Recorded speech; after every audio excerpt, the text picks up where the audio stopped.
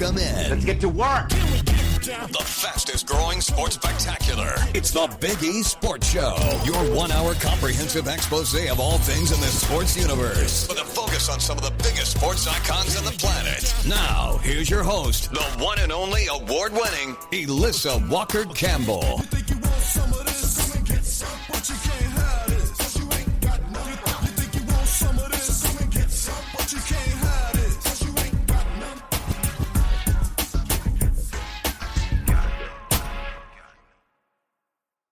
Hey, Elissa Walker Campbell, welcome back to the Big E Sports Show. And Oklahoma continues its rise in year 2 of the SEC, highlighted by statement road wins at Alabama and Tennessee.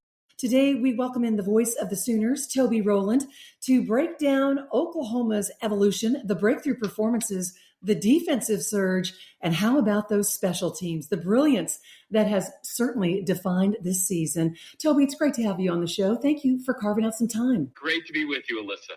Well, before we dive into and reflect on the Alabama and Tennessee wins, when you step back and you just look at how this season has unfolded, what stands out to you the most about the team's growth, maturity, and the consistency that they have found in the SEC play? You know, it's been a year in segments, and it kind of revolves around the John Mateer injury.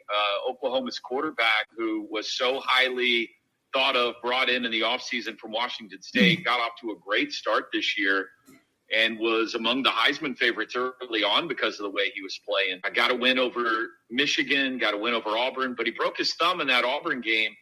And they had to play without him for a week and had a bye week in there. And then when he came back, he wasn't the same guy. And so there was a stretch there in the middle of the season where Oklahoma, especially on offense, certainly wasn't playing as high of a caliber of football. And then you mentioned the 2 road games. They kind of turned it back on here. The offense has been a little bit better, but defense and special teams have been so good that they were able to get the road wins at Tennessee and Alabama. So started out hot, playing great now, and then there was a little bit of a swoon there in the middle. But you're where you want to be. You know, you get to late November and you're playing important football games with the college football playoff on the line. And if you're a fan or a player or a coach, this is what you dream of right here. Well, as a result, Oklahoma has received a lot of attention this season. Toby, from your perspective, I mean, how much has this team reshaped the national perception of Oklahoma football, just the way that they continue to respond week after week? They're getting better. Yeah, I think that it's been nice for so many years, for decades, Oklahoma was known for its defense. You know, you think of the Selmans, Ryan Bosworth, Tony Casillas, those national championship teams, even my radio partner, Teddy Lehman, and Rocky Kalmus. And then there was a period of a few years where the defense wasn't very good, and they were winning games with offense. And you went through the Baker Mayfield and Kyler Murray eras, and those were very exciting, but the defense wasn't up to the caliber of what we're used to around here. And it's been so nice to see that built back up in the Brent Venables era. And it's, you know, he deserves a ton of credit through recruiting, a little bit through the transfer portal, through retention, which is hard to do in this day and age, through development. That defense has been built back into one of the best in the country. And Sooner fans are really taking pride in that. It feels like the way it's supposed to be. Now, it would be great if the offense would play a little bit better, and if they could do that, then I think they might be a national championship contender this year. Just to see Oklahoma being recognized for playing great defense again, maybe the best defense in the SEC this year, maybe the best defense in the country, I think refreshing for Sooner fans. Well, Coach Venables has always been one of the sharpest defensive minds in college football. I mean, looking back, do you think OU would have benefited from him taking over the defensive play calling earlier? Or what differences do you see now that he is fully in control?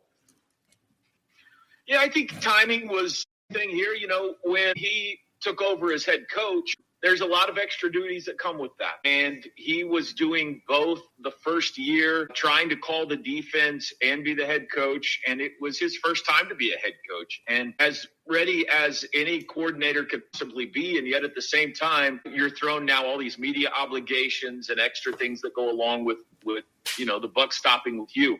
And so he handed the reins over to Zach Alley and just was the head coach for a year. And I think now coming back to it in year 4, he's got a better grasp of everything that goes into being a head coach. He's honestly done a better job of delegating. He doesn't have to take care of everything and is more comfortable back in the role now as the defensive coordinator. So whether it would have benefited him to do it earlier or not, I think this was just the way it was supposed to unfold. I think he is comfortable now in his head coaching role, and he's also always been comfortable in running a defense. So it's just perfect timing.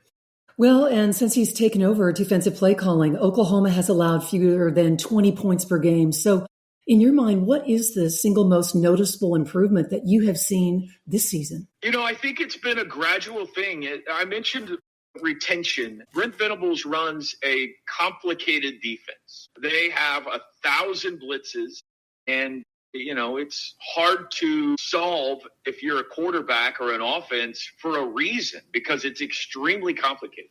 But you have to live in that for a while, understand it. And he has been able to teach this defense now for 4 years. And several of these guys on this defense have been in it for 3 or 4 years now. And at that point, it becomes second nature. You can react instinctually and not try to be going through the calculations in your brain of where am I supposed to be right now. And so I think it's just been more of a gradual thing. Their defensive line, their front 7 is deep and very good and loaded with NFL talent. And, that is a statement right there that is unimaginable 4 years ago. But he has recruited and brought in guys that are really, really good, and they've been able to sit in the system now for several years. And I think that is why they have peaked seemingly this season. Well, one of the guys that has been really good is Eli Bowen, who has emerged as one of the biggest defensive surprises of this season. What impresses you the most about just his instincts and to play at such a high level so early in his career? Yeah, he is just a sophomore as a corner. His brother Peyton is a safety on this team who had the big pass breakup to end the game against Alabama. Eli won the starting job as a freshman last year, about midway through the season, and was, that's hard to do as a true freshman, first off. But there was a lot of excitement about him going into this year because so good late last season. And then he got hurt and wasn't able to play for the first half of this season. And the thought was when he did come back, it's probably going to take a while for him to get back into game shape and, might just be a backup for a few games until he's, back up to speed. That wasn't the case at all. He was ready to go. And you're right. He's been fantastic. Of course, had the pick 6, the 87-yard pick 6 against Alabama last week. He's not real big. He's 5'9" or so, 5'10" maybe, but he's just got great ball skills and really tremendous young football player out of the corner. Okay, so we've talked some defense. Pull back the curtain on John Mateer. I'm just wondering, should he have started in that Texas game, or did the timing of the South Carolina game help get him back into rhythm? What say you? Which game should he have started coming off that injury? Yeah, that's hard to know. He did not play very well against Texas, that's for sure. And it was obvious once you got into that game that the thumb didn't allow him to be accurate, especially beyond about, any pass 15 yards or so. So who knows? If you had gone with Michael Hawkins, would things have been different in that game? I don't know. John, it was an easy call. He had been so great early in the year. And if he was able to go, he was going to be the guy. And I think he's had to kind of go through that to build the strength back up in his hands. It's been a gradual thing. And, he had surgery on his throwing hand in the middle of this season. Most of the time, that's it. You're done for the year when that happens. But he's able to tough it out and week by week get gradually better and better. The thing we've noticed the last couple of games, these wins on the road, is that he's run the ball again with the veracity he did early in the year. I think he was battling a little bit of a knee situation too that maybe we didn't know about. So that's come back, and it looks like the hand has been getting better and better. Hopefully that just continues to happen, and if they are fortunate enough to keep winning games, maybe he'll be back to early season John Mateer by playoff time.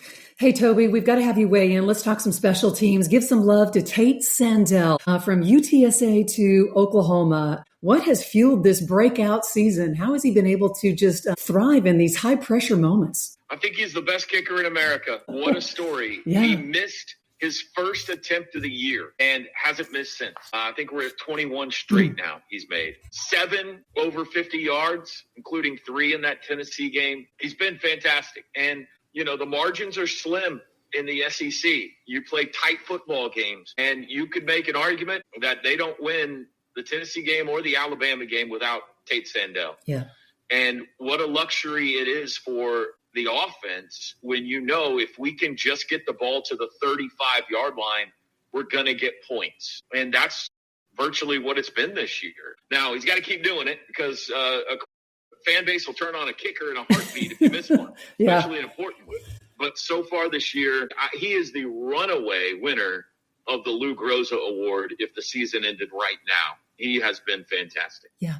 It is countdown to kickoff in Norman, 11 o'clock Central Time on ABC. And as we look ahead to that game tomorrow, this Missouri team is playing with absolutely nothing to lose. Just how dangerous is that for Oklahoma, especially with these Tigers coming in loose, confident, and kind of that spoiler mentality? Yeah, this is a very dangerous game. Reason you just mentioned, these are old Big 8, Big 12. Hey. I think we go all the way back to the Big Six days with Missouri. Oklahoma and Missouri have been rivals for a long, long time. They're also dangerous because they're really, really good.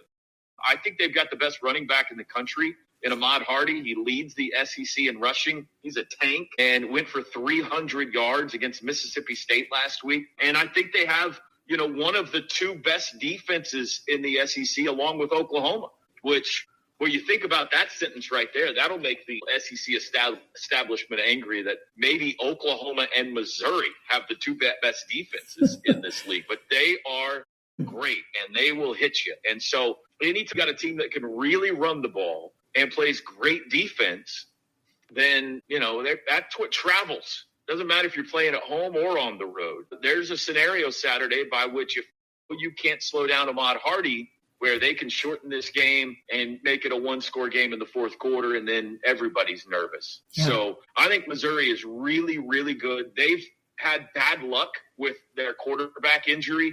Bo Pribula was playing great football before he went down a month ago. Or I think Missouri would be in the same spot looking at a playoff spot if they could win out. So this is a really good football team Eli Drinkwitz has. I think we're in for a heck of a football game. Hey, my final question for you. Let's talk about the legendary career of Joe Castiglione. He's closing out his retirement. Just what he has meant to Oklahoma athletics and to you personally, because he was the one that anointed you as the voice of the Sooners. Yeah, anointed is a powerful word, but yes, he did hire me to be here. I don't remember any blessings or oils being put on me, but I will be eternally grateful to Joe for that trust that personally he put in me to sit in this chair. I don't know why he picked a fairly green 37-year-old to follow in the footsteps of the likes of Bob Berry and John Brooks. And, way back in the day, Walter Cronkite was the voice of the Sooners and Kurt Gowdy. So I am honored and blessed. But in a greater sense, Joe took over almost 30 years ago now. And Sooner football and the athletic department as a whole was in a very different place, a bad place. And he has arguably been the best athletic director in America for the last 3 decades. He has rebuilt through great hiring Oklahoma football. The stadium doesn't look anything like it used to. Almost all of the athletic facilities on campus have been upgraded. The shining example of that lately is Love's Field, which is the nicest softball stadium maybe on the planet, certainly in college athletics.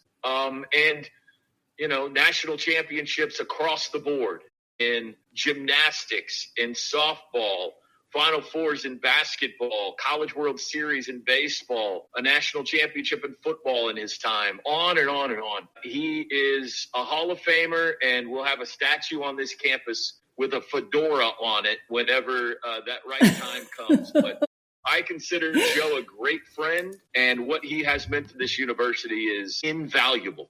Yes, well said. Countdown to kickoff in Norman. What a true pleasure it is to catch up with the voice of the Oklahoma Sooners, and that is Toby Rowland. Enjoy the game. Have a great call, Toby, and thanks again so much for dropping by.